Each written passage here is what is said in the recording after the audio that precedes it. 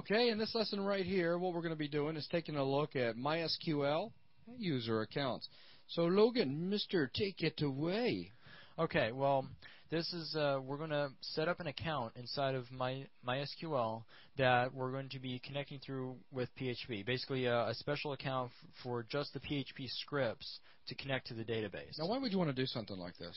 Okay, you have when you create an account in MySQL, you can set up different privileges. Like, are they allowed to view data? Are they allowed to create data? Are they allowed to create tables and so forth? So what we're going to do is only give it the ability to to look at and work with data, and not allow it to mess with tables. Because at least in the next few VTMs, we shouldn't be working with tables from inside of PHP. So we don't need that functionality. And when you say working with tables, you're talking about actually creating. Yes, tables. I'm talking about creating databases, creating tables, stuff like that. Right. Yeah, I just wanted to. Okay. So if we don't create a user account, or if we don't create this account, what happens? You could connect just fine, like in the last video where we just simply opened up the MySQL monitor and it worked. That's because it was set up to allow localhost without any kind of password. You could do that through PHP. You could just give it a blank user account, or give it localhost and then a blank password, and it would work fine. But this is just if you were actually working on someone's web server or a server that's already been set up. It's going to be you're going to have to log in with the username and password. So it'd be good just to show how this is created. Right. So this technically this kind of gets important so that you're not just leaving your database open for anyone to jump in there. Okay, so go ahead. Okay, well first I'm going to have to actually start the MySQL server again. So let me switch over to my K drive. Here we go with the typing thing. Okay. He hates to type, and I guess I can kind of yak for a minute as he changes his directory over to the MySQL folder, then into we'll bin. Use MySQL D. I'll be the sports announcer. Now he's going in there with his flags for standalone as he starts up the MySQL D, and here it comes. And with that open, we don't need this window open anymore. So he's now closing the command And I'm window. going to go ahead and start Apache as well. We're not actually going to be needing Apache in this lesson, but we'll need it in the next one. So go ahead, start Apache. It starts. So he's now starting Apache. Okay, so now I can load up one more command prompt and actually connect to MySQL through the MySQL monitor. And he's now connecting. K drive, MySQL, bin. I know I'm annoying you. MySQL. And again, you saw we didn't actually have to have any kind of login information. It just let us on. So we're going to actually be creating an account that you'll see in just a second.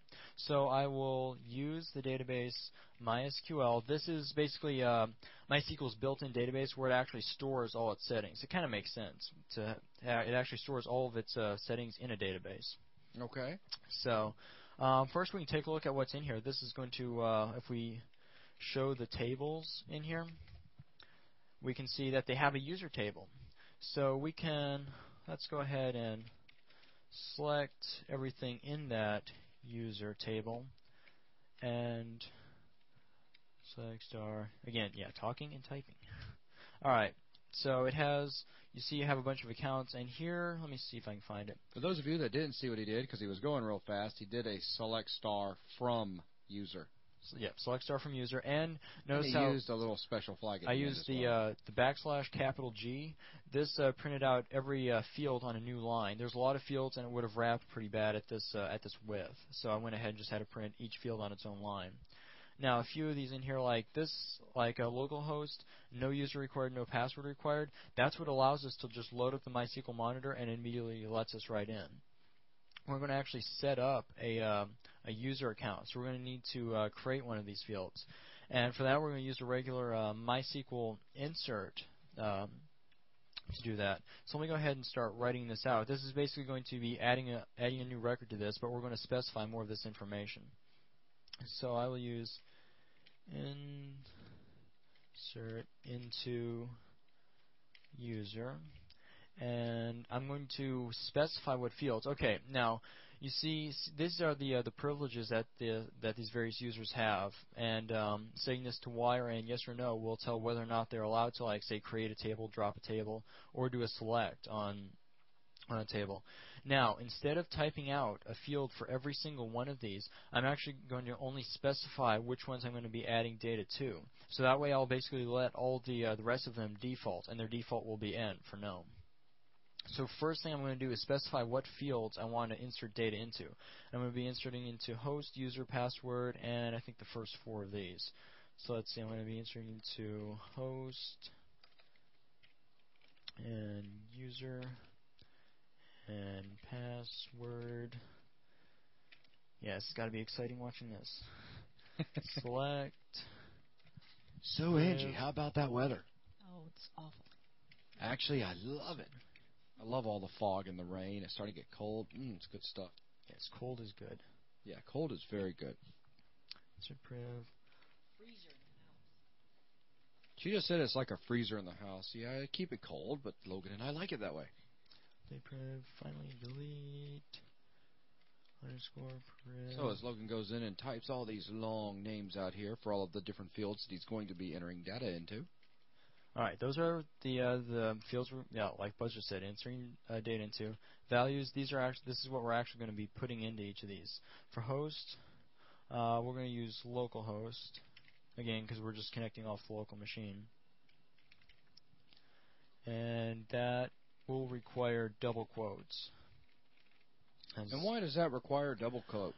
I didn't look at the exact type that's storing it as, but I would guess it'd probably be a char or a varchar. It's kind of like a string, so you're going to require quotes to put what you're going to be putting in that string. So, localhost. Okay, now we're going to put the actual name of this user. We'll just call it PHP because we're going to be using PHP scripts to connect to this user or this database. Okay, next you see, the next one is the password. See how they store it in all these weird numbers and letters? That's because it's actually storing the password encrypted. It doesn't store it in plain text, so you can't just look at the record and read it. But down here when we insert, we have to have MySQL encrypt it when it adds it. So we'll use password. Yeah, still have not mastered typing and talking. Password, and then what we want to encrypt into its password. Let's just put, say, foo. That's F00. So you want to talk about functions real quick? Yeah, this is the only function we're going to be using inside of MySQL. But yeah, this is just basically a function to encrypt a string. So for those of you guys that are not aware of what this is, basically we're doing a call out to a section of code, if you will, inside of MySQL called password, and we're sending it. What'd you put in there? Foo? Foo. F00. Okay. Yeah, so we're sending foo to it, and basically what the password function does is it then encrypts foo and sends back the actual encrypted data that's going to be replacing this function right here that'll actually get stored into the table. Okay. So we've got the password. Now we just need to set up the privileges that we want this user to have. So we'll set select privilege, yes. Let's see. Insert privilege, update privilege, and kind of word wrapping here. I don't think there's any other way of showing this. So no, that's okay. It's going to be it's basically 4 Y's in quotes followed by commas, except for the last one. So there's the last Y, and that finishes off that. And do you want to talk about those privileges real quick? Just walk over each one. I mean, I know they're pretty much self-explanatory. Select priv, that's what I did when I pulled this data out. It's just basically allowing you to pull out records from the database. Insert privilege will let you add records to a table. So select is get records from a table. Insert is add records to a table. Update is once you've already got a record created, but you need to change one or more of the fields, you can use an update to basically change that one or update that one field. And delete is take out one record from a table. Okay. And after that, we've got create and drop. That's creating and dropping tables. We're not going to be doing that from code, at least not for a while yet. So we don't need that. Okay, that's good enough. All right, so go for it. We'll just add these and...